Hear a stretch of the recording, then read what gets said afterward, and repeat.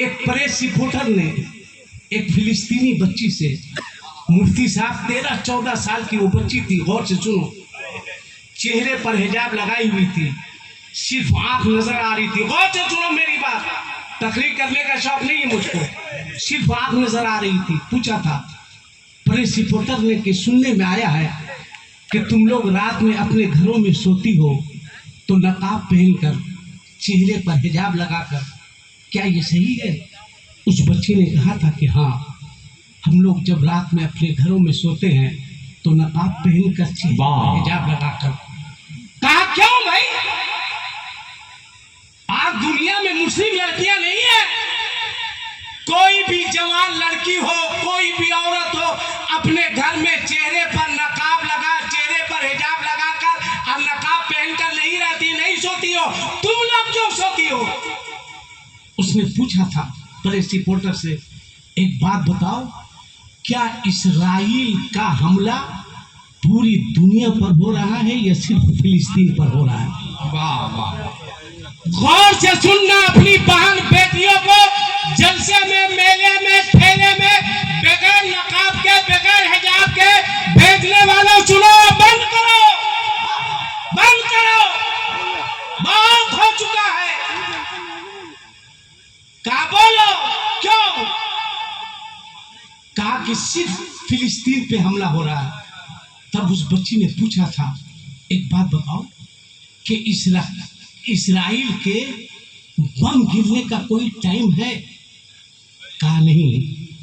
कहा उसके मिसाइल गिरने का कोई टाइम है? कहा नहीं। कहा गोलियां बरसाने का कोई वक्त है? कहा नहीं।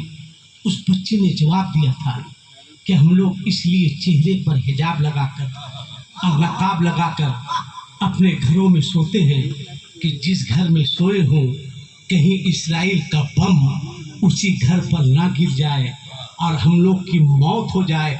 तो हम लोग ये चाहते हैं कि दुनिया से जाए तो बेपर्दा नहीं जाए, बल्कि वाह वाह वाह, जिंदाबाद जिंदाबाद, माशाअल्लाह, जिंदाबाद जिंदाबाद, नारे इस्लाम, तकबीर, नारे रिसालत, अज़मत मज़हब इस्लाम, जिंदाबाद जिंदाबाद, माशाअल्लाह। कब वो जज्बा पैदा होगा? बहुत अच्छे। कब वो बात पैदा होगी? आप कहते हैं हम नामूसे रिसालत की हिफाजत करेंगे, मैं कहूंगा पहले अपने मोहल्ले में, अपने घरों में, अपने इलाके में अपनी अपनी बेटियों की इज्जत की हिफाजत करो तुम। वाह वाह, क्यों हमारी बेटियां जा रही हैं गैरों के साथ? क्यों भाग रही है? क्यों गलत कदम उठ रहा है? कौन है इसका जिम्मेदार? किसके ऊपर है इसकी जिम्मेदारी? वाह वाह वाह, आप हंस रहे हैं, मुस्कुरा रहे हैं, जलसे में आते हैं तो हाथ उठा के नारा लगाते हैं, मसलके आला हजरत, गौस का दामन, ख्वाजा का दामन, आला हजरत का दामन नहीं छोड़ेंगे। और जब आपके यहाँ शादी होती है, बारात निकलती है, तो आपका बाराती रोड पर हिजड़ों की तरह नाचता हुआ नजर आता है। आप नामूसे रिसालत की हिफाजत कीजिएगा। वाह वाह वाह, जिंदाबाद जिंदाबाद, कीजिएगा। वाह वाह वाह वाह, क्या दर्द है, क्या दर्द है। आपने अपने बच्चे को कुरान पढ़ना नहीं सिखाया है, शादियों में रोड पर हिजड़ों की तरह नाचना सिखाया है। वाह, आज आपका हाल ये है कि अगर शहर की किसी मस्जिद से किसी गैर मुस्लिम का विसर्जन का जुलूस निकल जाए बगल से, तो आप लाठी लेके खड़े हो जाते हैं, डंडे लेकर खड़े हो जाते हैं, खबरदार जुलूस नहीं जाने देंगे, हमारा इस्लाम खतरे में पड़ जाएगा। उस वक्त कहां मर जाते हो कि जब मुसलमान घर से बारात निकलती है और डीजे बजाते हुए मस्जिद के बगल से तुम गुजरते हो, तो उस वक्त तुम्हारा जज्बा कहां मर जाता है? जवाब दो। किसने मौका दिया? किसने गैरों को मौका दिया? किसने दिया? वो तो देख रहा है कि जब मुसलमान अपनी मस्जिद का एहतराम नहीं करता है तो हम उसकी मस्जिद का एहतराम क्या कहने। वाह वाह वाह वाह वाह, जिंदाबाद जिंदाबाद। मौका आपने दिया है, लिहाजा होश में आइए। क्या अच्छा पैगाम है। हंसिए मत, सिर्फ नारा मत लगाइए, खुशफहमी में नहीं रहिए।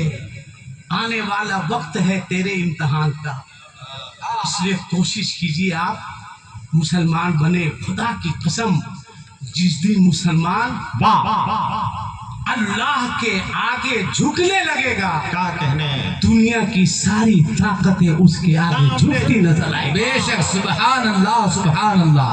आज दुनिया कहती है बहुत वक्त हो गया, इंशाअल्लाह फिर जिंदगी ने वफा की। अरे नहीं बोलिए, थोड़ी देर बोलिए, बोले भाई, बोले, जरा नारा लगाइए, नारे तकबीर, नारे रिसालत, या रसूल अल्लाह, वाह।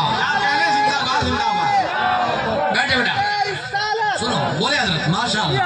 आप आहत कीजिए, आहत कीजिए। जरा दहेज वगैरह भी बोलिए। आपको एहसास है? बहुत अच्छे, एहसास नहीं है? बेटियां बैठी हुई हैं। आपको एहसास नहीं है? एहसास नहीं है?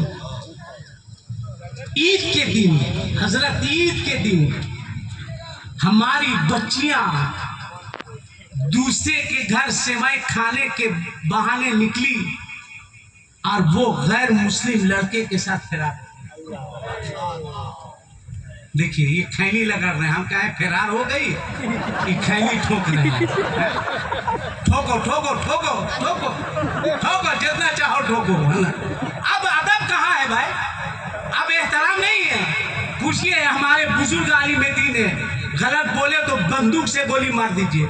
आज से 15 साल 20 साल पीछे जाइए, अगर घर के दरवाजे के बाहर कुर्सी लगाकर बाप, चचा, दादा, बड़ा भाई बैठा रहता था तो सामने से किसी बच्चे को गुजरने की हिम्मत नहीं हुई। वाह वाह वाह, बेशक। ये 15-20 साल पहले ये अदब था भाई। लड़का बाहर निकलता था, अब्बा बैठे हुए रास्ता बदल देता था, चचा बैठे हुए रास्ता बदल देता। अब अदब कहाँ है? अब कहाँ? चचा कुर्सी पर बैठा है, भतीजा वहीं पे खैनी ठोक रहा है। ये आज है। और चचा भी इतना पढ़ा लिखा कि वो भतीजा से कह रहा, बेटा थोड़ा बढ़ा के। भाई हम गलत बोल रहे हैं तो आप बताइए, किसने बच्चों को बेअदब बनाया? किसने बदतमीज बनाया? क्या बेटा नाच रहा है, अब बाप उस पे पैसे लुटा रहा है। बेटा नाच रहा है, माँ खुश हो रही है। और जब बेटा बाप की बुढ़ापे में धुनाई करता है, तब मुफ्ती कलीम साहब के पास आते हैं कि एक ताबीज दे दीजिए, मेरा बच्चा बिगड़ गया है। बच्चे को बिगाड़ने में सबसे पहला तुम्हारा हाथ। आप सोच रहे, हंसते हैं। आपको पता है कि सिर्फ शादी के नाम पर भारत में कई 100 करोड़ की जमीन मुसलमानों ने बेच, कई 100 करोड़। कौन बेचवा रहा है जमीन? कहां हैं आप भाई? किस दुनिया में जी रहे हैं आप? कभी किसी गरीब बच्ची का दर्द आपने समझा है? आप नारा लगा रहे हैं, जुलूस निकाल रहे हैं। आपको पता है एक गरीब की बेटी कितने बार जीती है, कितने बार मरती है? कोई उस गरीब बच्ची से जाकर के पूछे। जब किसी के हाथ में मेहंदी लगती है, एक गरीब की बेटी रोती है। जब किसी के घर में शादी के तराने गाए जाते हैं, एक गरीब की बेटी रोती है।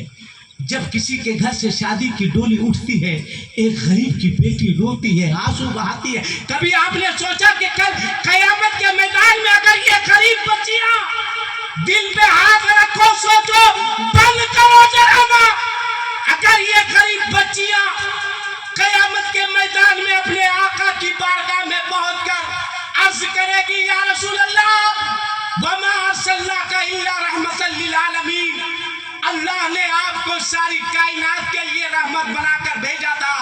मेरे मुस्तफा, हम गरीब बच्चियों का कसूर क्या था कि हमारे हाथ पीले ना हो सके? कसूर क्या था कि हमारे घर शादी के तराने गाए ना जा सके? कसूर क्या था कि हमारे घर से शादी की डोली ना उठ सकी? हम गरीब बच्चियों का कसूर क्या था कि हम सुहागन न बन सके? मेरे मुस्तफा, ये नारा लगाने वाले लोग हैं, ये जलसा करने वाले लोग हैं, ये जुलूस निकालने वाले लोग हैं, ये 10-10 हजार की चादर ले जाकर गरीब नवाज के मजार पर चढ़ाने वाले लोग हैं, ये 12वीं मनाने वाले लोग हैं। मेरे मुस्तफा, इन लोगों ने शादियां इतनी महंगी कर दी थी, इतनी महंगी कर दी थी कि मेरे बाप के पास जमीन नहीं थी कि जमीन बेचकर इन भिखमंगों की मांगे पूरी कर सके। मेरे बाप के पास इतनी दौलत नहीं थी कि मेरा बाप इन लोगों की कीमत लगा सके। बोल नारा लगाने वालों, इतना बड़ा मजमा है, इतने सारे लोग हैं, बोल क्या जवाब दोगे अपने मुस्तफा को?